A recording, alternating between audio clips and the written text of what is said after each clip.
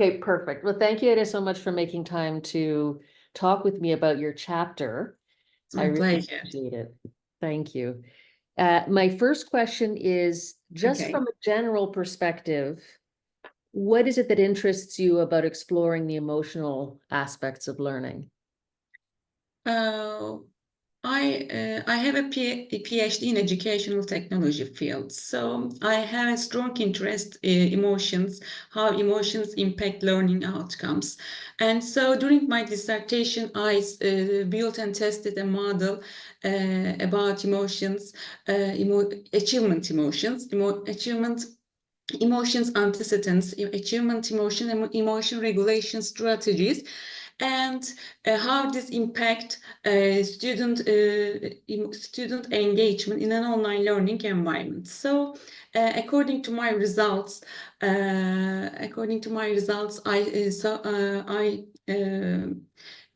students feel a variety of emotions, and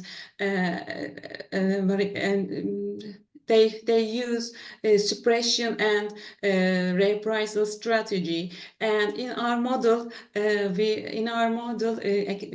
structure equation model,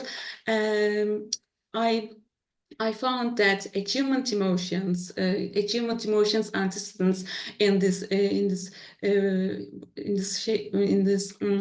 achievement emotion antecedents task value, control beliefs of learning, and emotion regulation strategies affected student engagement. So I have a strong belief that emotions impact students' learning outcomes. So I studied, and in our book chapter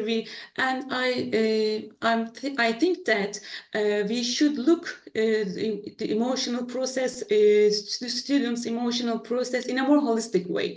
We have to understand how they feel, why they feel, if they use emotion regulation strategies. So I used to study student emotions and student emotion regulation strategies.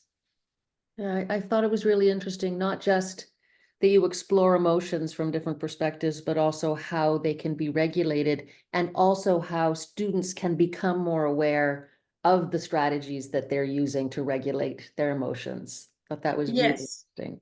Yes, because when I have some courses in the university, and I saw this, and when we talk with students, they didn't know how to handle their stress or how to handle anxiety. So it's important to learn something about their emotional processes, especially emotion regulation strategies. Sometimes they don't know why they use this strategy. They use it because they hear it or they know it, just like that. Yeah, perfect. So when I think about your chapter and the study that you conducted and the results that you got, what would be one thing that took you by surprise? Was there anything that came as a result of that study that surprised you? I think it surprised me when students didn't use suppression strategy.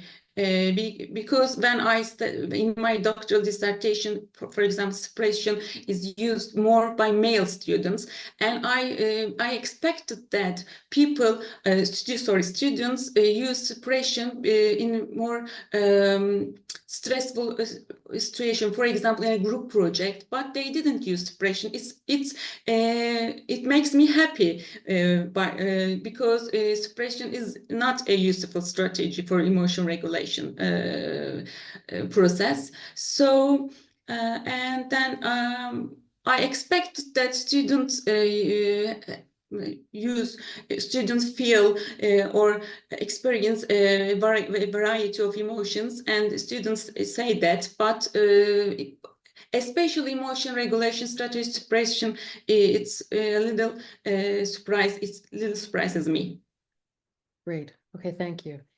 What would you say would be some of the practical applications of your chapter that readers could take away and use in their practice?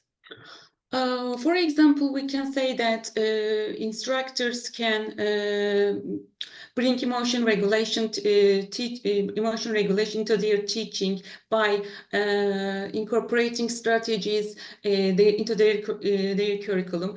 For example, by helping students understand and manage emotions, students can make good things about their well-being, because emotion regulation strategies also is important for their well-being and their academic achievements. Teaching students how to manage their emotions in a stressful situation is so important, I think. For example, designing supportive learning environments is so important because in our chapter, students use strategies situation modification, seeking social support, talking to their friends. So supporting learning environment, supportive learning environment is so important. We can create some spaces, or we can make students feel they can reach their peers or instructors when they have emotional difficulties. And for example, we can make supportive classroom environments for students. For example, some students want to make quiet places for reflection, or some students might need a area for group collaboration. So we can make flexible learning spaces for students.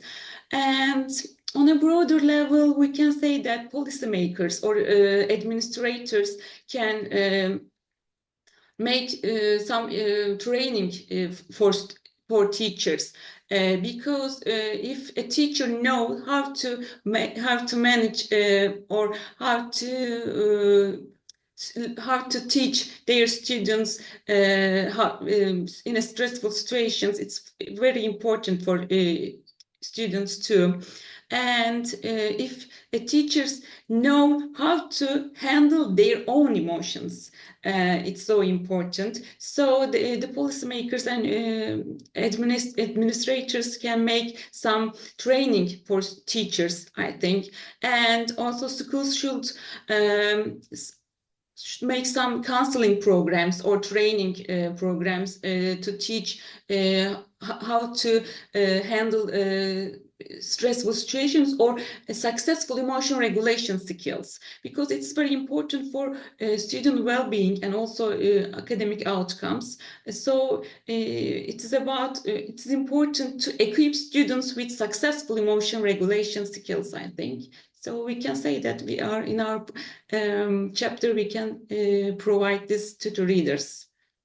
That's great, thank you. And great link to a couple of other chapters in the book that specifically talk about teacher preparation and the importance of teachers not only knowing how to teach students about emotions and how to regulate emotions, but also be able to do it themselves, so that they are better able to facilitate with the learners and also are able to model those skills for their learners. So all of those dots need to be connected. Exactly, because it's important to know how to handle my emotions, and then how to help students how to help their emotions difficulties.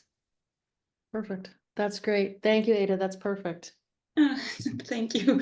I am very excited because it's a long time after the baby. I hadn't made this academic conversation with someone. That's cute.